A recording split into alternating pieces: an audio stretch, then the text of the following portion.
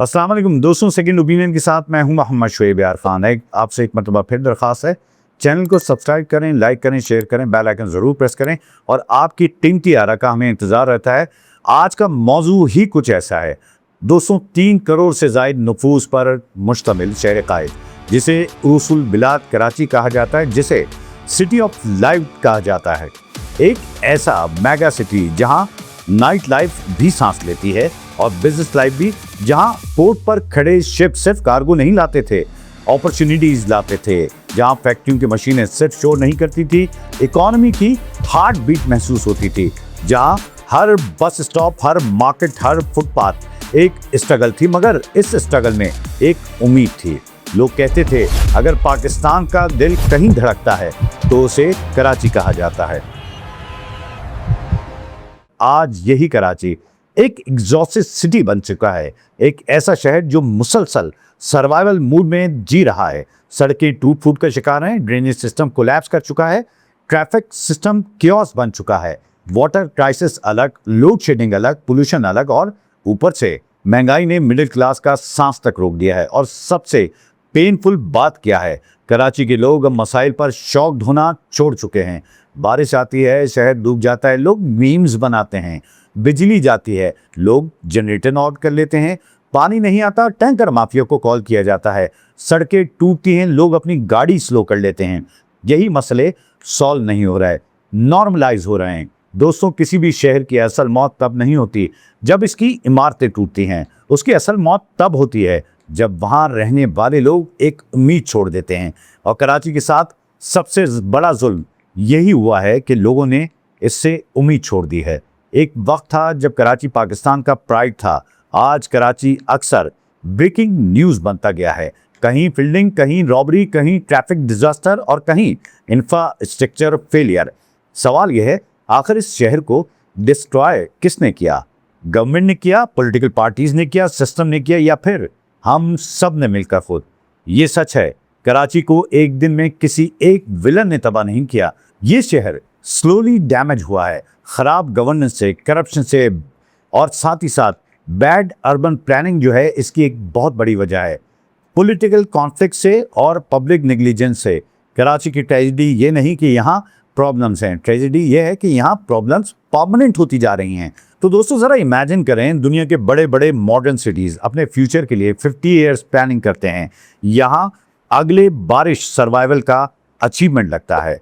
हर साल अरबों रुपए का बजट आता है, हर साल डेवलपमेंट के वादे होते हैं, हर साल प्रेस कॉन्फ्रेंसेस होती हैं, और फिर पहली बारिश पूरा ट्रुथ एक्सपोज कर देती है। सड़कें नदी बन जाती हैं, गाड़ी पानी में बंद हो जाती हैं, लोग ऑफिस जाने के बजाय रेस्क्यू मूड में आ जाते हैं, बच्चे स्कूल नहीं जा पाते, एम्बुलेंसेस ट्रैफिक में फंस जाती हैं, और पॉलिटिशियंस कहते हैं सूरत हाल अंडर कंट्रोल है। अंडर कंट्रोल, जी हाँ, अगर यही अंडर कंट्रोल है तो डिजास्टर क्या होता है? हुकूमत की जिम्मेदारी सबसे ज़्यादा होती है, क्योंकि पावर इसी के पास होती है। रोड इंफ्रास्ट्रक्चर बनाना आवाम का काम नहीं, सीवेज सिस्टम डिज़ाइन करना आवाम का काम नहीं, पब्लिक ट्रांसपोर्ट डेवलप करना आवाम का काम नहीं है। साथ ही साथ वेस्ट मैनेजमेंट हो, वाटर सप्लाई हो, टाउन प्लानिंग हो, ट्रैफिक इंजीनियरिंग हो, ये सब इंस्टीट्यूशंस की रिस्पॉन्सिबिलिटी हुआ करती है। जबकि शहरी टैक्स देते हैं तो वो चैरिटी नहीं देते, वो एक टैक्स की शक्ल में हुकूमत की मदद करते हैं। वो सर्विस खरीदना चाहते हैं, उन्हें साफ पानी चाहिए, रिलायबल इलेक्ट्रिसिटी चाहिए, सेफ रोड चाहिए, फंक्शनल ट्रांसपोर्ट चाहिए, और साथ ही साथ बेसिक डिग्निटी चाहिए। मगर कराची में अक्सर लगता है जैसे शहरी राइट्स नहीं मांग रहे हैं, बल्कि कोई फेवर मांग रहे हैं। यहाँ टेम्प्रेरी सोल्यूशन को डेवलपमेंट कहा जाता है। गड़ा भर दो, तस्वीर खिंचवा दो, प्रोजेक्ट अनाउंस करो, ट्वीट करो, और फिर एक नए क्राइसिस का इंतजार करो। कोई लॉन्ग टर्म विजन नजर नहीं आता, कोई सस्टेनेबल प्लानिंग नजर नहीं आती, कोई प्रॉपर एक्टिवेशन नजर नहीं आती, सिर्फ स्टेटमेंट्स, प्रॉमिसेस और आखिर में ब्लेम गेम। लेकिन दोस्तों, अगर हम सिर्फ हुकूमत को ब्लेम करके खामोश हो जाएं तो ये कंप्लीट ट्रुथ नहीं है, क्योंकि कराची को आवाम भी डैमेज करती है। जब कोई शहरी चिप्स का पैकेट गाड़ी से बाहर फेंकता है तो वो सिर्फ पैकेट नहीं फेंक रहा होता, वो एक सिविक सेंस को इंसल्ट कर रहा होता है। जब नाले में गार्बेज डाला जाता है तो बारिश के दिन वही गार्बेज फ्लड बनकर वापस आता है। जब लोग सिग्नल तोड़ते हैं और रॉन्ग साइड आते हैं, इलीगल पार्किंग करते हैं, फुटपाथ पर इंक्रोचमेंट करते हैं, तो शहर आहिस्ता आहिस्ता लॉलेस जोन बनता जाता है। और यहाँ सबसे डेंजरस सेंटेंस आखिर है कौन सा? वो पता है क्या है? वो है सब करते हैं, सब रिश्वत देते हैं, सब कानून तोड़ते हैं, सब शॉर्टकट लेते हैं, तो मैं क्यों ना करूं। और यही वो माइंडसेट है जो पूरे शहर का डीएनए खराब कर देता है। तो दोस्तों, शहर सिर्फ कंक्रीट से नहीं बनते, कल्चर से बनते हैं। अगर लोगों के अंदर सिविक रिस्पॉन्सिबिलिटी ना हो तो कोई मेयर, कोई मिनिस्टर, कोई इंस्टीट्यूशन अकेला शहर नहीं बचा सकता। ये एक कड़वा सच है। लेकिन यहाँ एक और हार्ट ब्रेकिंग रियलिटी भी है। कराची का आम आदमी असल में टायर्ड है। जी हाँ, मेंटली एग्जॉस्ट है, फाइनेंशियली प्रेशर्ड है। ये बहुत बड़ी सच्चाई है। वो सुबह ऑफिस से निकलता है, 2 घंटे ट्रैफिक में खड़ा रहता है, गर्मी अलग, धुआं अलग, और साथ ही साथ नॉइस पोल्यूशन अलग। फिर शाम को वापस आता है, घर में पानी नहीं, बिजली नहीं, गैस प्रेशर कम, और कभी कभार तो है ही नहीं, और ऊपर से इन्फ्लेशन ने अलग मार दिया है। फिर लोग कहते हैं कराची वाले आखिर इतने एग्रेसिव क्यों हैं? तो भाई, सर्वाइवल मूड में इंसान सॉफ्ट नहीं रह सकता। एक नौजवान कहता है डिग्री है मगर जॉब्स नहीं। एक बिजनेसमैन कहता है बिल्स, टैक्सेस, रेंट, इन्फ्लेशन, मगर प्रॉफिट बचता ही नहीं। एक माँ क्या कहती है पता है? कि बारिश शुरू हो जाती तो मैं खौफ में आ जाती हूँ कि मेरा बच्चा वापस आएगा या नहीं। एक बुजुर्ग कहते दिखाई देते हैं, हमने वो कराची देखा जहाँ रात 2 बजे भी कोई भी फैमिली निकल सकती थी। जी हाँ, ये सच है कि थी। ये सिर्फ कंप्लेंट्स नहीं है, कलेक्टिव हार्ट ब्रेक है। और फिर पॉलिटिक्स शुरू होती है। हर इलेक्शन में कराची रिमेंबर किया जाता है, हर स्पीच में कहा जाता है कराची हमारा दिल है, मगर इलेक्शन खत्म, टेंशन खत्म। पॉलिटिकल पार्टीज एक दूसरे पर ब्लेम डालती हैं। फेडरल हुकूमत सूबे को ब्लेम करती दिखाई देती है, प्रोविंशियल हुकूमत लोकल बॉडीज को ब्लेम करती है, इंस्टीट्यूशंस एक दूसरे को सिर्फ लेटर्स लिखते हैं, और आम आदमी जो हमेशा सिस्टम के नीचे दबा दिखाई देता है। दोस्तों, ये सच है। दुनिया की सक्सेसफुल सिटीज मैजिक से नहीं बनते।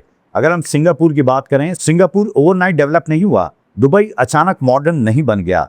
उन्होंने एक ज़बरदस्त प्लानिंग की, डिसिप्लिन लाए, अकाउंटेबिलिटी की, और आखिर में लॉ को एक मजाक नहीं बनने दिया। कराची के साथ मसला आखिर है क्या? यहाँ टैलेंट की कमी नहीं, सिंसियरिटी की कमी नहीं, यहाँ रिसोर्सेज की कमी नहीं, मैनेजमेंट की कमी नहीं, और साथ ही साथ किसी भी तरह की कोई पोटेंशियल की कमी नहीं, सिर्फ डायरेक्शन की कमी है। और सबसे बड़ी बात, यहाँ कलेक्टिव ओनरशिप की कमी है। हम शहर को अपना समझते ही नहीं। हम सिर्फ ये पोस्ट करते हैं कि शहर हमारा है। रोड्स गंदी हैं, मेरा मसला नहीं। वॉल पर पान थूक दिया जाता है तो सब करते हैं। इलीगल कनेक्शन लिए जाते हैं तो क्यों कोई फर्क नहीं पड़ता, सब चलता है। कराची को आहिस्ता आहिस्ता ये कहना ही खा गया है, लेकिन अभी भी देर नहीं हुई।